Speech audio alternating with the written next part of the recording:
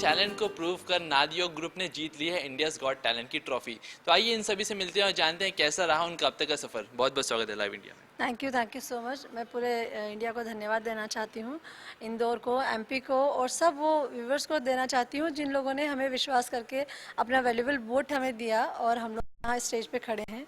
सभी को मेरे दिल से धन्यवाद, नादियों की तरफ से दिल से धन्यवाद। अच्छा, सबसे पहले हम जानना चाहेंगे कि क्या फीलिंग आई थी जब सुना कि नादियो ग्रुप इज द विनर।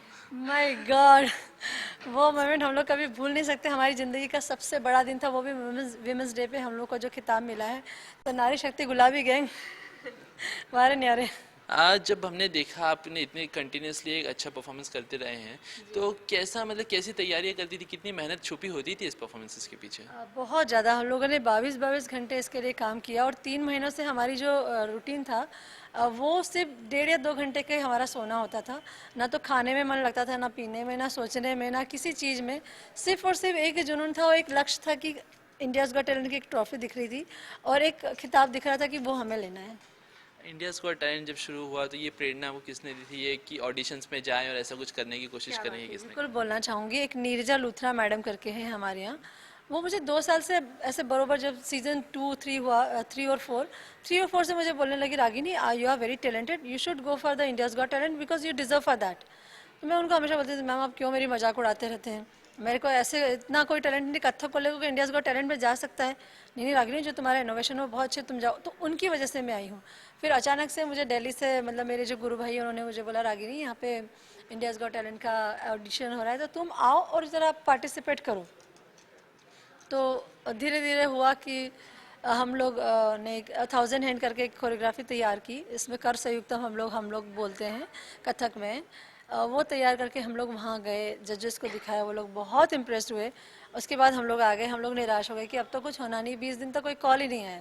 20 दिन बाद कॉल आया, you are selected for the जजेस राउंड। My God. तो मेरे वो जो फ़ोन कॉल था वो मेरे दिमाग में, मेरे कानों में अभी भी गूंजता है। जैसे कि आपने बताया कि कथा आप सोचते थे कि कथक को कौन इंडियाज गॉट टैलेंट में लेगा, और आजकल के ज़माने में हर कोई वेस्टर्न डांस और हिप हॉप, ये इसका ट्रेंड चल रहा है, तो इसमें कथक मतलब आपने इतने लोगों को आप ट्रेन भी करते हैं, तो ये कैसे एक आइडिया था और ये आपसे कब से आप प्रैक्टिस करना शुरू किया? इस शो की प्रैक्टिस तो हम लोग काफ़ी सालों से कर रहे हैं। ऐसा बोल सकते हैं कि हम लोग के जो इनोवेशन थे, हम लोग जैसे मैं खुद को, मुझे 17 साल सीखते हो जाएंगे, इन बच्चों को 10-11 साल सीखते हो जाएंगे।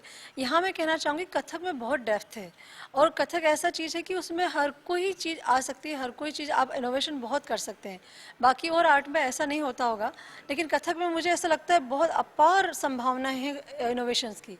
तो वो मुझे लगता है कि अगर जो मैंने प्रयोग किए हैं, नए जो इनोवेशन किए हैं, वो लोग दुनिया को देखना चाहिए। क्योंकि सब लोग बहुत तारीफ, जब मैं प्रोग्राम करती थी तो हर प्रोग्राम की मुझे बहुत तारीफ मिलती थी। तो मुझे लगता था कि क्या मैं ये दुनिया को दिखा सकती हूँ।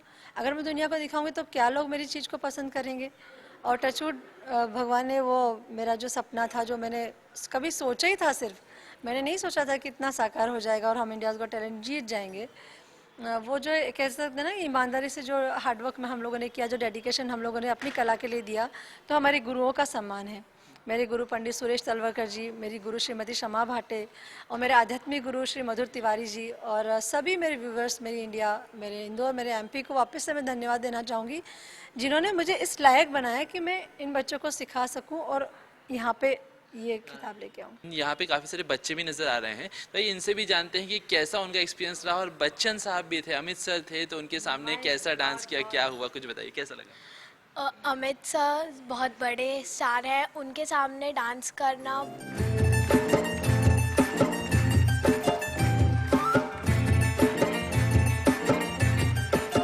हवा के झोंके आज मौसमों से रूठ गए, गुलों की शोखियाँ जो भंवरे आके लूट गए।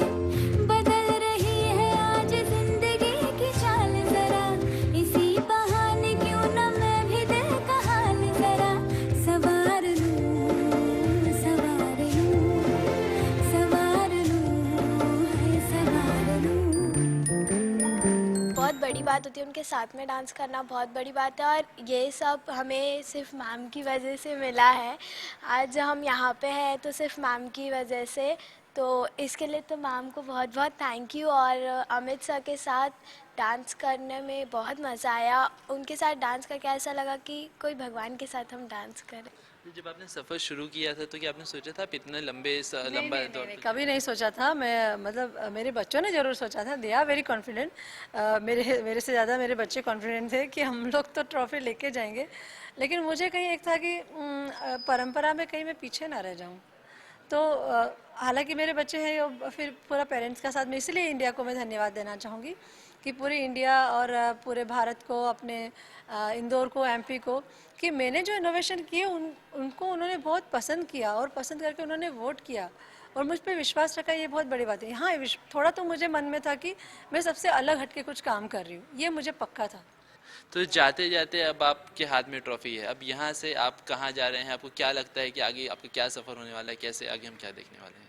सफ़र क्या होने वाला है ये तो नहीं मालूम, लेकिन जो भी करता है भगवान बहुत अच्छा करता है। और मेरे बच्चों को मैं बहुत, अभी नेशनल लेवल पे हम लोग खड़े हैं, अगली बार आप इंटरव्यू लेने आएंगे तो आप इंटरनेशनल लेवल पे हम आपको मिलेंगे। ज़रूर ऐसी मेरी भगवान से विश है और वो पूरी हो जाए, ये इसके लिए आप विश कीजिए। ज़रूर, हम उम्मीद करते हैं कि ऐसा ही हो। लेकिन हमने आपको परफॉर्म करते हुए तो बहुत बार देखा है, आज अगर दर्शकों के लिए आप कुछ 2 स्टेप्स आप यहाँ पे कुछ कर सकें तो बहुत श्योर, बहुत श्योर, श्योर, बिल्कुल करेंगे।